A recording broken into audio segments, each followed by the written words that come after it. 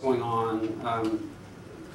One, just because it's a conversation, if people want to talk a bit about it, I'm glad to. I was not in Haiti when it happened, but I was very deeply involved for the first 9 months of recovery or so in the capital, just a few blocks from this building, in the main university hospital, which was really completely incapacitated. It's obviously a catastrophe of a fairly unparalleled size. Physical damage, infrastructure damage, and human life loss was almost equivalent to the tsunami in the Pacific in 2004. Not to compare, it's a cruel thing, but that was hundreds of miles of coastline, and this was a big city and the region to the south, so very concentrated and difficult. Partisan health had never worked in the capital in any meaningful way, but we quickly were involved through helping this hospital limp along, and then also doing mobile clinic work, which is still ongoing. That's the Ministry of Health building. So you can imagine, health records, vital statistics, the rest of the public health structures in pretty tough shape. Has anyone looked at or read the newest book by Paul and our team, the Earthquake book? Yes. Yeah. It's a painful read, but I think it holds up okay to the experience of the last couple of years, and will, I hope, remain a bit of an orientation to the next 10 years or more that we need to really get ahead of the problem. I'll talk about solutions in a second. Did you have Yes, a I thought? just had a question. Sure. Paul Farmer mentioned in his book about the, I would say like the humanitarian, like the dysfunctional system within the humanitarian aid.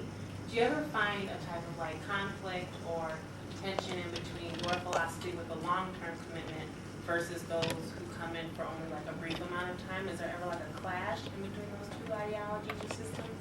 Oh, sure. Everybody heard the question. Sorry. Yeah, no. It's the machinery of I've never been interested in disaster response, and still not. But we were all deeply implicated because of our team being 99% Haitian, so people who were already there and mobilized because it's their home country, and then a few of us who helped out. But there's a vast and expensive and sometimes difficult and often life-saving and critical machinery for aid. The differences are a lot, and the amount of money that goes into disaster relief at that level, or even some or many aid kind of standard aid projects for refugee resettlement or infrastructure building. There's often tremendous overhead, tremendous spending on security, tremendous lack of running with the chance to hire local people and pulling people in from out of the country. The approaches are pretty different. Port-au-Prince now is crowded with SUVs and shiny labeled cars from every NGO in the world, and a lot of that's good momentum. Most of it's good momentum, but it's not maybe the best spent money, and it's probably not how Haiti would spend their money.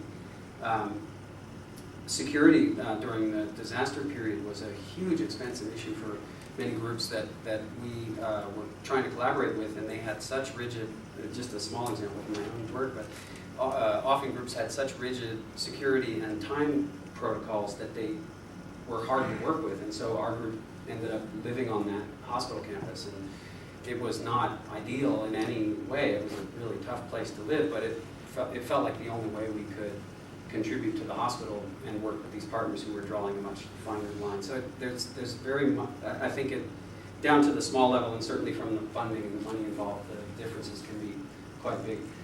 The biggest point structurally for a place like Haiti and really worldwide is, and it's a big part of the book, is a tension between the kind of independence and the flexibility and autonomy for good and bad of the universe of NGOs and what NGOs and non-governmental groups do for the world, but then also the real authority and need and local control and rationality of state systems that are not being funded by the aid organizations. So in Haiti, there's been reasonable delivery on the billions of dollars that were promised a few months after the earthquake, but only 1% of that has gone through public channels.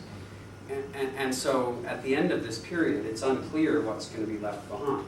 And with that little investment in rebuilding Haitian public health systems and educational systems, I work a bunch with lawyers and within the prison system a bit, and it would take no money at all to reform the prison system for sure, but to even recapacitate the criminal justice system would not be a terribly hard project. It's not going to be done unless someone invests in it. Haiti doesn't have that money, and so that's an opportunity that's just not being met. And so lack of coordination between public and private has practical implications. It certainly has long-term kind of development and stabilization consequences.